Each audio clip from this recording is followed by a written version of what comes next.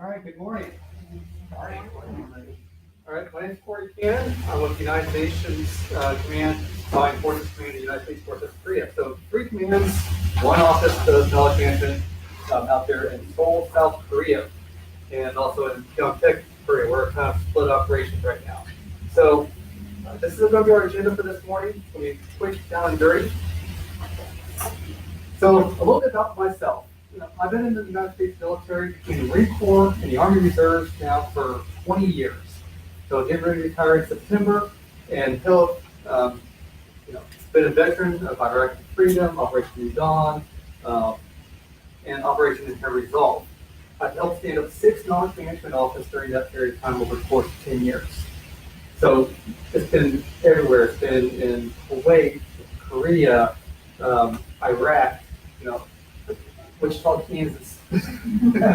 So I've stood up multiple knowledge management offices, and I've worked with over 70 countries in different joint and combined operations during that time. So right now, I'm the knowledge management specialist. I'm the chief of knowledge operations for the 3 commands.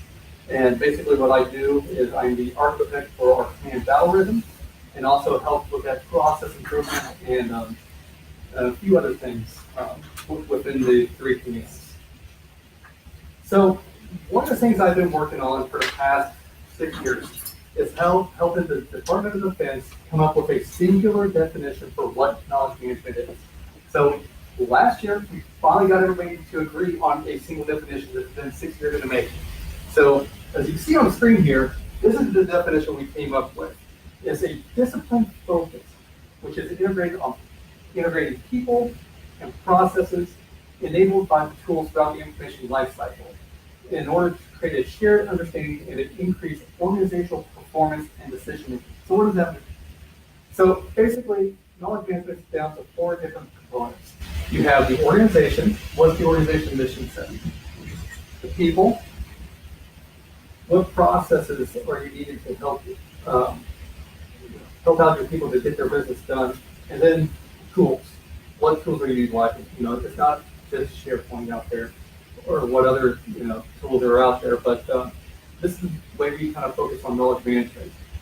So again, I stood up a few of these offices. I'm kind of going to give you a comparison contrast between 2 areas: the Middle East, where I spent at least a good 3 years of my life, like close to 4 years of my life out in the Middle East, and then also in Korea, where I spent the last almost 3 years.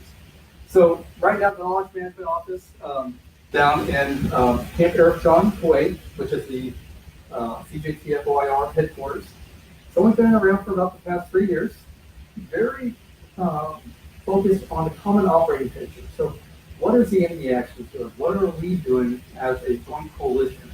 So how does that look like on a map? What type of incident reports are coming out of that? Significant action reporting, who's where, and be able to make, this is in order to make quick, accurate decisions. So what facilities can we target? What can't we target because of rules of engagement that we have with other agreements out there?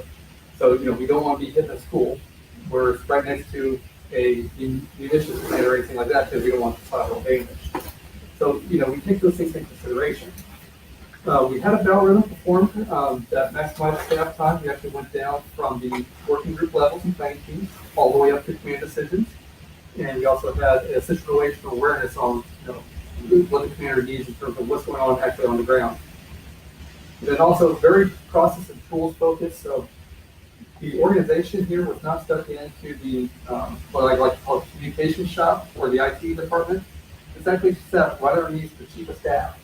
So the one person that controls all the directors that's pulling on not staff directorates, he's the one that directs us. So that way we can reach out to the different directorates and also different units to help get their processes and everything going. So in kind of a contrast, also the knowledge management office, just a little over 3 years old now, it's very agile nature.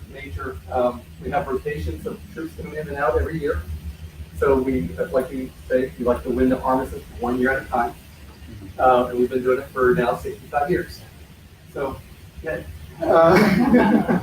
Um, the staff sections are not quite embracing CAM. It's more the middle management that's holding us up from getting full infiltration of knowledge management down to the knowledge worker. Um, a lot of it is that they don't either A, don't understand, or B, they think it's just a tools thing and not an entire concept or holistic look at what knowledge management is. One of the issues that we have right now is that a common operating picture does not include all staff equities. It just basically includes your intel and ops reporting. Does not include your logistics line, does not include what your IT infrastructure looks like. So there's some information lost there that we've been trying to gain back here lately. Again, we start off very tools focused. I'm, mainly SharePoint and as a video, that tool that we utilize to collaborate with, and then, then now we're trying to break away from that and focus more on the process. How does this work, and how does the process help support the tool that's out there? And we have just started integrating the Green Military. We have to have a official meeting right now with their master Kimbo for the Rock Army.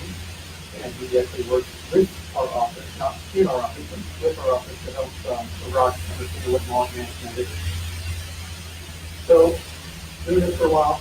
So these are some of the things I see as failures within knowledge management programs. So, no visual results, no meeting management, no list of identified systems, culture and occupancy, you really get things, so you get that, either that leader, so be that manager that's been there, that hey, I got this, I know what's right, what's right, don't bother me.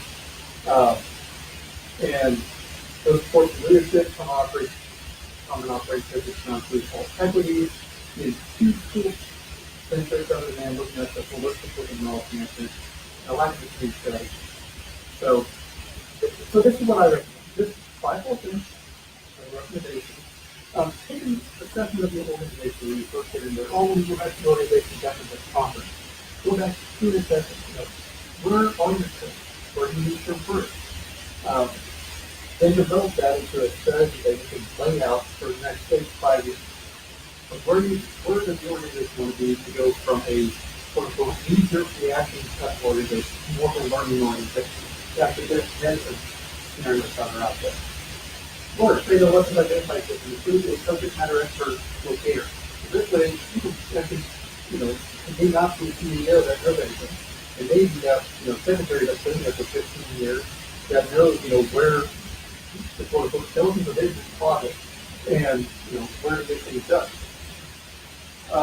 Make sure knowledge management is measurable. It can be anything from, return on investment, man hour saved, anything like that, using the tools that your program has value to the organization as a whole. Now look for the short-term projects. What I've learned with schools here, school taught is that you want to get your quick wins, get your teams roles out of the way before you tackle big full projects. But have that overall working goal in mind and work towards that with even smaller projects. So this is kind of our concept of how the standard decision cycle is within the United States Force created the Combined Forces team in the United Nations. So we have basically your action officers, basically these are guys that does all the nut work. Now they have little things, teams of working groups that work on particular topics or a few topics. So these go up to functional boards that let's all pay, this team that this should be paid. At our location, or we bump this up to a higher authority because we don't have the authority to make these decisions on. So then they go up to a functional organization board that basically the chief staff says, okay, either these topics are ready or not ready for the community to look at. This would be why the business community finally makes a decision at this point up here. And before that, this goes to decision making, coordination, and getting guidance in direction on how the topic is supposed to be laid out. So for C, each of these meetings here, we have what's called 7-minute drill. So this is the format that we use, and basically up in the upper left-hand corner, We go through the purpose of the meeting, how often does it meet, what time does it meet, and the location. Basically, you have a primary, alternate, contingency, and emergency location for this meeting. You have your inputs and outputs of the meeting. What information goes into this meeting? Where is the meeting into? What's the output of it? Trying to eliminate as many self-recognition from the meetings as you can. And, what other meetings does this feed into? Then over here, you have, who is going to be chairing this meeting, who's going to be taking notes on this meeting, who's going to be in charge of making sure the room's set up, and everything, getting that email notification out to everyone. That's, and who needs to attend. That's all in this area up here. And then your agenda. So I call this a living document because every time you go to this meeting, you put this slide up very first time when you walk in the room. So, okay, hey, I'm at this meeting. This is our agenda for today. So A, B, and C, and then you all get signed off by the chief of staff. And then also in our office, we categorize, well, what network they're on, who's the highest ranking person in the room, and what school path that they go through. So this is a tool that we use internally within the state community. And so from there, we build this thing called administration flow diagram. So each one of these here have their own 7 drills. I have the names of each of the action officers and facilitators that are in charge of those, and how they connect into the larger picture and to the commuter's decision cycle, and also the current events cycle. And so that goes into our beautiful Outlook calendar, all color-coded and everything. So we go from situational awareness, to working groups, training teams, all throughout the 3 teams. So this huge time challenges that we have, not only U.S. personnel to deal with, but you also have other countries to deal with too. So you have to make sure that you have everybody's equities in the room. So that's one of the other things that we're doing right now is all of our standard operating procedures so that we're getting input from any state nations that bring over their groups to say, hey, this is what we have currently for knowledge management SOC. Take a look at it. There's any business that can be done that fits more of an international flavor. We invite those inputs back in. So we're on our 3rd iteration of that right now. We've had a few businesses come in the United Nations. So, and outside of that, any questions? Yes. You had a slide earlier on that the process was first doing an organizational assessment, second developing knowledge management strategy. Right. In non-military, in the for-profit world or in organizations, typically one looks to what's the organization's strategy, what's the business's strategy. So the question that I have is, from a military perspective, how do you know what the strategy is that's supposed to decide if the knowledge management strategy? Very good question. So basically what we do, again, first we do the assessment of what the organization is doing right now. The knowledge management strategy is actually tied into the main strategy, the main operational strategy for the team. How is that? We tie it into the line of effort. So usually commander has like 2 or 3 lines of effort that he focuses in on within his mission set. So we tie directly to those 2 or 3 things that the commander wants into the team strategy itself. So for example, having tracking all the pharmacist violations throughout. So knowledge management strategy assists with tracking all pharmacist violations through whatever process that we want to do. So it's finding what the commander wants and then providing that the way forward on how to utilize it. I don't know if I've done that well. Very good. Does everyone understand what the commander's strategy is? Yes. That is one of the things we do an onboarding process. And part of that onboarding process is this is the commander's strategy for this period of time. Because the strategy changes over time, especially when you're out there in Korea. Does knowledge management strategy explain? Yes. Yes. We actually take an annual review of what our knowledge management strategy is. Take an annual review of that and then refine that process. Especially when you have big changes coming in, their perspective can shift left or right from where the last meter was. So you always have to do an assessment of your step. So this is an annual cycle. Yeah. I do this one annually, and then this one about once a year. I do an assessment on 20 days. And we always get troops coming in. So our situation is unique in that aspect, that we get troops coming in twice a year. We have a cycle during the winter time and have a cycle in the summertime. The troops coming in and out. So they spin up, they do 2 exercises, and they stay country. This happens over the past 55 years. So things change, standards typically change out about every 2 to 3 years. So you've been constantly got to be updating and looking at the organization, how things are changing. One other question. Is there a knowledge management strategy tying all the commander strategies together? We have one commander for all 3 commanders. So that makes it a little bit easier. So we don't have 3 separate commanders doing 3 different strategies. So we do a combined joint strategy that looks at United Nations command, Black Forces command, United Nations that's one body.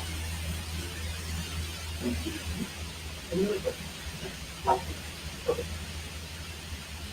Yes. My question is about some of the executives who aren't necessarily as senior with management, and in particular, in hierarchical organizations where there are those executives. Right. You, with your experience, how do you try to educate those executives on a regular basis to try to actually teach them how to extend the result? My question, basically we do this in 2 different ways. One is we do an onboard within the command that everybody from Holberg on down has to attend. That normally happens on a monthly basis. And where we if we get to what Miles for this year within the command structure, this is what our principal says is, this is what our algorithm looks like, so on and so forth. But the other way we do this is we come to, kind of a first point with some of these executives is that we actually have success out of system. And we say, look at what you guys are looking at, this is what we're trying to accomplish here. This is the reason why we're trying to go this way, kind of these things. And then if we still get success, it just depends on what value it is to your organization as a whole, is whether or not you press forward and try to fall on your sword, so to speak, on this particular topic, or do wait them out, or do go to the chief staff and say, hey, look, I'm having issues here, can you give me this one? That's more than any other questions? Thank you very much. There you go. So